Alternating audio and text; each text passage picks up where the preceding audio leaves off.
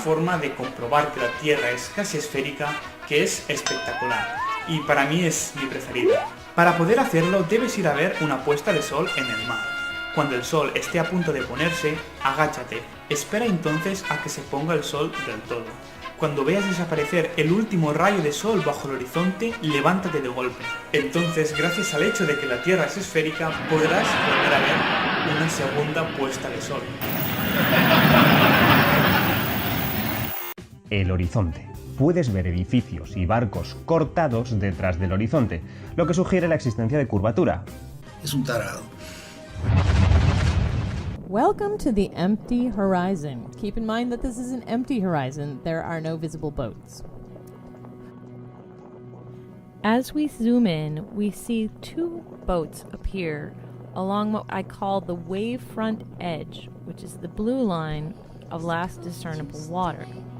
We also can see, as we zoom in further, something I call the mirror line. It is a reflection that forms under the boats after they pass the wavefront edge. Two major structural landmarks for this large ship are the top of the mast and also the top of the bridge, which could be considered the top of the body of the boat. It is clearly very large. The mast represents approximately 1/3 of the full height of the boat. Instruments and equipment attached to the mast structure create a visual line that divides the mast approximately in half. This interval therefore represents approximately 1/6 of the overall height over the water.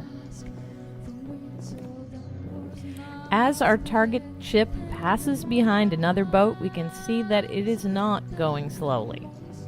It is doing something that mariners call making a land against the other boat in a noticeable fashion. We can also note that although the wavefront line is the same, consistent for our point of view, the mirror lines are different and unique to each object that is being reflected. The next time that this ship passes against other boats, we have a demonstration of the foreground, midground, and background effect. None of these boats is particularly close to one another in real space, but they look as if they are based on composition. May I also note again that this is not a slow-moving boat. It is traveling at significant speed over water. The background sailboat demonstrates for us an additional factor, the low-lying mist layer that sits over the water and acts as a distorting lens. Both effects are very well illustrated by this next motorboat, seen here entering on the left. The variations in density of the suspended water create visual distortions not unlike that of antique glass. The distortion is most observable in real time rather than when it is paused.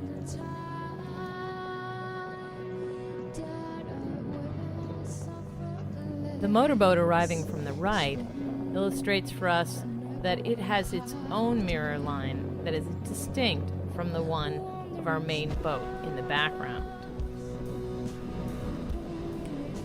As the large ship continues to move away from us, more and more of it is falling inside the band of mist. Nonetheless, the observable structure proportions remain the same, with the mast representing 1/3 and the body of the boat 2/3 of the space above the mirror line. As the ship proceeded further into the distance, we find this continues to be true even as the distortion line rises to the point where it starts to affect the mast itself about here.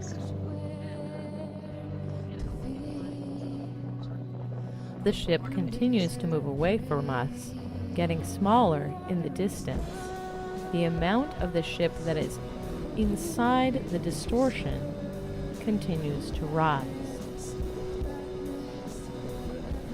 As the distortion increases with distance, the white inflatable tender sitting on the deck becomes a white smear and melts into the sea, until only the davit that deploys it remains.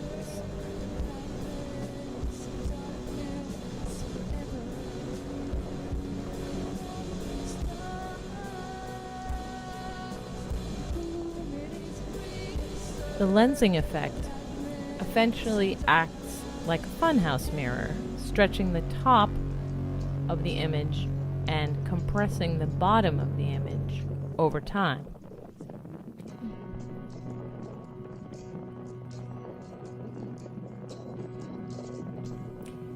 Here, as our ship passes behind a channel marker, we can make several observations.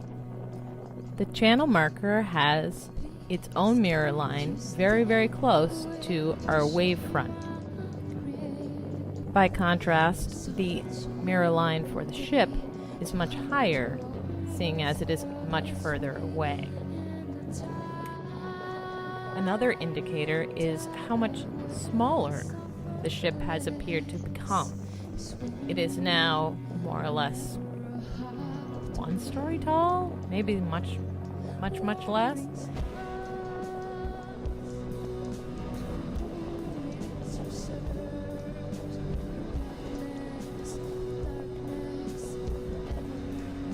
Watching our ship make land against the channel marker reminds us that it is still traveling at speed and making significant distance over the time of this recording.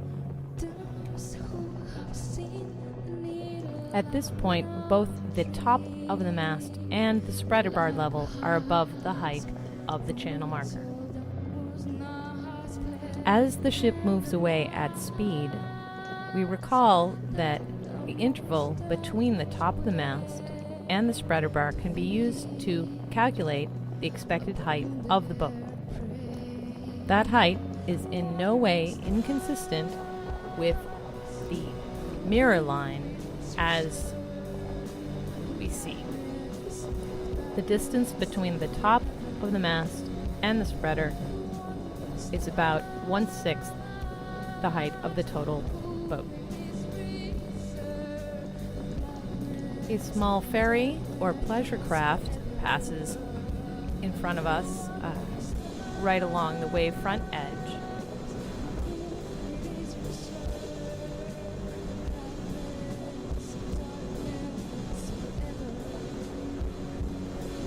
And then another much larger ferry passes inside the band of distortion with its own nearer mirror line.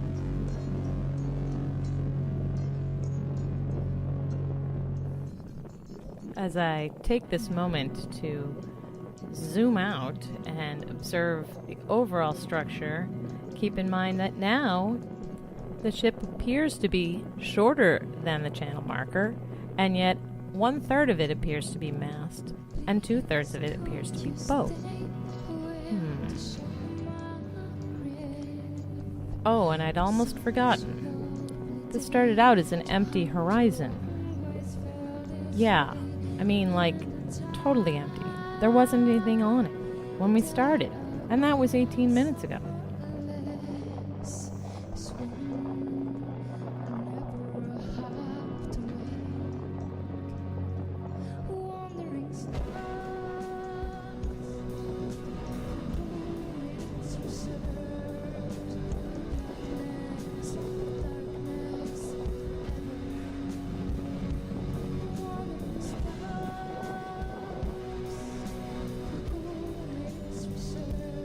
One last time, to be clear, the distance between the mast top and the spreader bar and its distance from the mirror line is not inconsistent with the entire boat still being present above the mirror line, but hidden by distortion. The monsters were to feed upon their prey, wandering stars for whom it's reserved, darkness forever, wandering stars for whom it is reserved, darkness forever.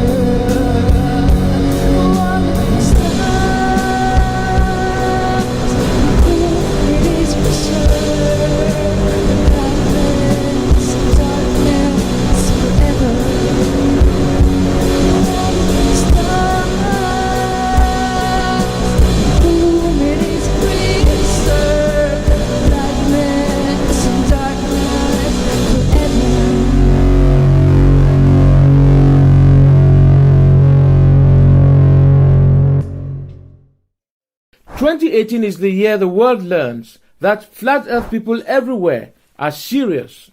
Research Flat Earth and subscribe to the Flat Earth Network today.